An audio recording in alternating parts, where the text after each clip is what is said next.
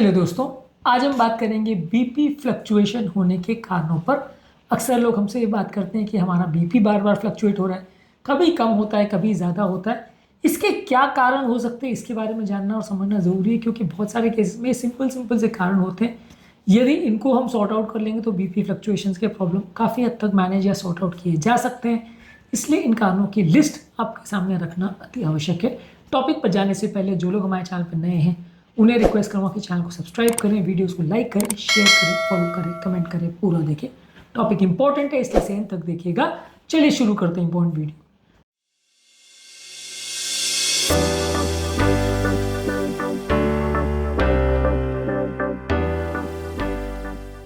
सबसे पहला दिन के सर्काडियन रिदम की वेरिएशंस की वजह से सुबह और शाम में बीच में थोड़ा वेरिएशन आ सकता है। ज़्यादातर आपका ब्लड प्रेशर रात के टाइम सोते के टाइम थोड़ा कम रहता है, दिन के टाइम सुबह के टाइम थोड़ा ज़्यादा रहता है।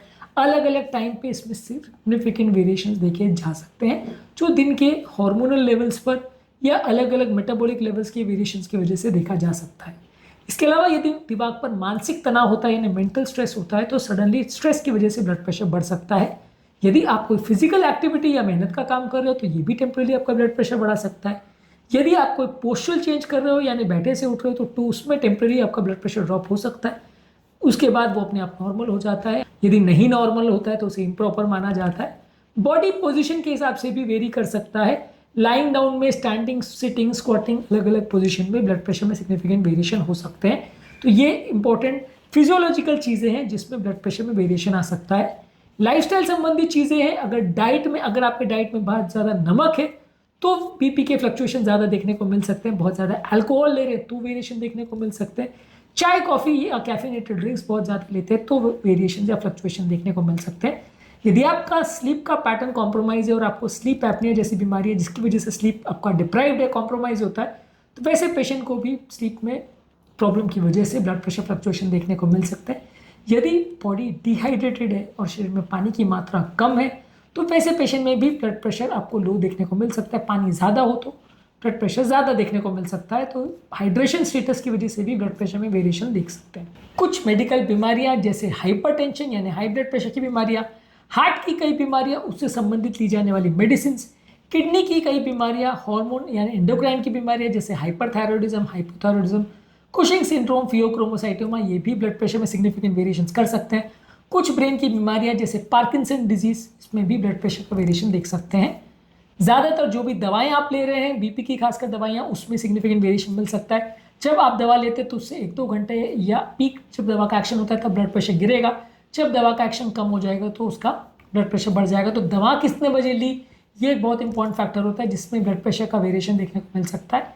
कुछ और दवाइयाँ जैसे सर्दी जुकाम के लिए ली जाने वाली डिकंजेस्टेंट दवा, कुछ डिप्रेशन के लिए दी जाने वाली दवा और एंटीसाइकोटिक दवाओं से हो सकता है, स्टेरॉइड्स और पेन किलर मेडिसिन से हो सकता है। तो ये सारी दवाइयाँ ब्लड प्रेशर की वेरिएशंस कर सकती है।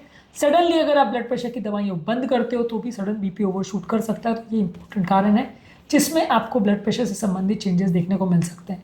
कुछ एनवायरमेंटल चेंजेस की वजह से भी हो सकता है। अगर सडन टेम्परेचर में चेंज हो, बहुत ज़्यादा ठंड हो, बहुत ज़्यादा गर्मी हो, तो भी चेंजेस हो सकते हैं ब्लड प्रेशर में। ऑल्टीट्यूड अगर चेंज हो यानी कि आप सडनली हाई ऑल्टीट्यूड पे जाते हो तो वहाँ पे भी बीपी में चेंजेस मिल सकते हैं। डाइट में अगर कैफीन बहुत ज़्यादा ले रहे हो, चाय, कॉफ़ी या कुछ ऐसे सप्लीमेंट्स में कैफीन ले रहे हो, कैफिनेटेड ड्रिंक्स, एनर्जी ड्रिंक्स ले रहे हो, तो उसमें आपको वेरिएशन मिल सकता है ब्लड प्रेशर का।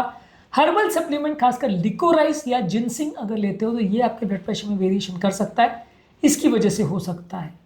एक कॉमन प्रॉब्लम पेन, इसकी वजह से ब्लड प्रेशर बहुत बढ़ता है। जब कभी आपको सर दर्द होता है, हाथ पांव में दर्द होता है, घबराहट, बेचैनी होती है, एंग्जाइटी होती है, इस टाइम पे आपका ब्लड प्रेशर ज़्यादा मिलेगा। उस टाइम पे आप ब्लड प्रेशर चेक कर रहे हो तो मान के चलो कि ब्लड प्रेशर आपको ज़्यादा मिलेगा।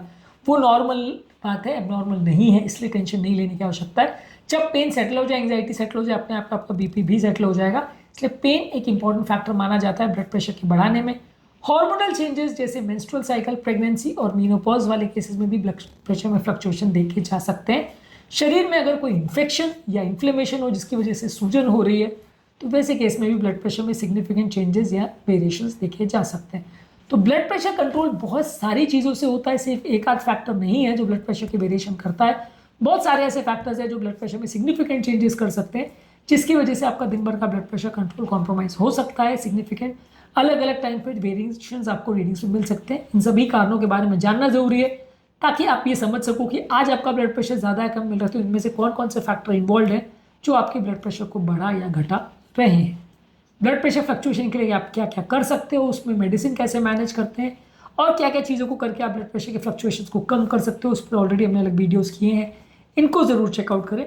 उम्मीद करूँगा कि आज के टॉपिक में कुछ नई बातें जानने को मिली होगी। जो लोग हमारे चैनल पर नए हैं उन्हें रिक्वेस्ट करूँगा कि चैनल को सब्सक्राइब करें, वीडियोज़ को लाइक करें, शेयर करें, फॉलो करें, कमेंट करें पूरा।